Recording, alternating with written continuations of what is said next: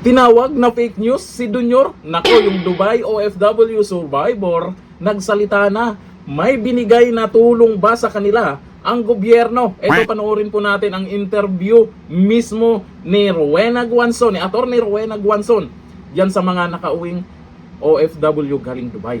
Naku, tinawag na fake news si Junior. Nakakahiya to sa mga tagapagtanggol. Ito, yung video.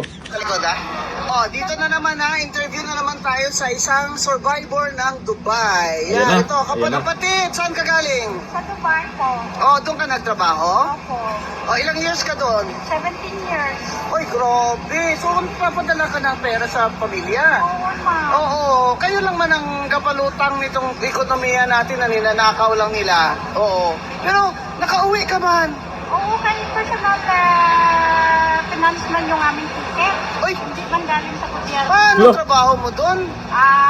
Kasambahay. Lagi, pero paano na? Ay, Makabalik ka pa ba? oo, makakabalik kasi may return ticket naman. Oo, payag naman yung amo.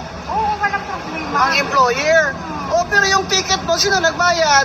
Ay, di personal. Hindi si BBM? Ay, wala. Sabi ni BBM, padalang kanya ng pera sa GCash mo. Ay, wala siguro. Oo. Fake news. Nasaan yung iba? Yung may kasama ka pang ibang naggaling sa Oo, marami Dubai? pero iba-ibang lugar naman. Pero, ang ticket nyo, personal. Oo, hindi galing sa gobyerno.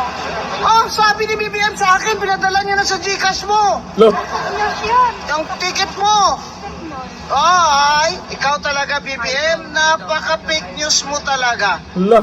Inaabangan namin sa GCash yung pambili ng ticket namin eh. Punta-punta ka kasi ng New York.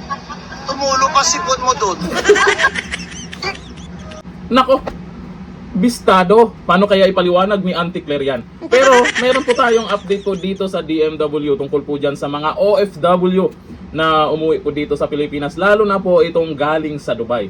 Pero tungkol po dito sa in-interview ni Atty. Rowena Guanzon, naku, sabihin na naman ng iba niyan, AI lang yan. Ito, ayon po dito sa DMW or Department of Migrant Workers, meron po silang update ngayon lang. Sabi dito, news release. March 12, 2026, Department of Migrant Workers, stranded OFWs ligtas na nakauwi sa bansa. Ginhawa ang naramdaman ng mga may 25 overseas Filipino workers at ang isang dependent mula sa Dubai. Bandang alas 9 ng gabi ng ika-11 ng Marso sa NAIA Terminal 3, Pasay City, ang ilan sa kanila ay naka-schedule ng umuwi at kinuha ang pagkakataon ng magkaroon ng available na flight.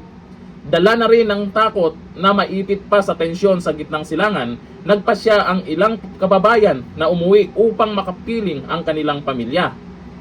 Sila ay sinalubong ng mga representatives, o at least may sumalubong, mula sa Department of Migrant Workers or DMW, Overseas Workers Welfare Authority or OWA, Department of Social Welfare and Development DSWD, o maraming sumalubong sa kanila. Ayon sa direktiba ng ating Pangulong Ferdinand Marcos Jr., ito na, bigyan ng suporta ang ating mga kabayan.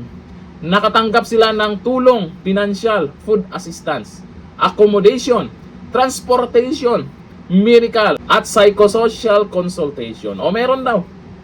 Transportation, medical. Ito, transportation. Di ko lang alam kung saan galing. Galing ba sa airport hanggang sa bahay or galing dun sa ibang bansa or sa Dubai o hindi natin alam, wala namang sinabi dito kung anong klaseng transportation yan. Yan po yung update nila ngayon. At sinalubong sila. Yun nga lang, dito po sa issue na may nagsasabing fake news daw yung may ibibigay at baka naman hindi pa nabigyan itong nakauwi. Ay naku po. Sana naman, totoo po itong mga sinasabi nila na tulong ha. Bayani natin yan. Mga bayaning OFW ang dapat tutukan ngayon para sa kanilang kaligtasan. Nakauwi man ng Pilipinas, siyempre, dapat tulungan. Hindi dapat mawala ang gobyerno pagdating sa ganyan. Paano yan? May mga nagre-reklamo na. Ano nga ba talaga ang totoo? Kasi ito, sabi ni Rowena Guanzon, fake news daw fake news. Paano yan? Sana may paliwanag po dito si Auntie Claire. Diba? Magaling si Auntie Claire pagdating sa ganyan. Dito lang, thank you. Bye-bye.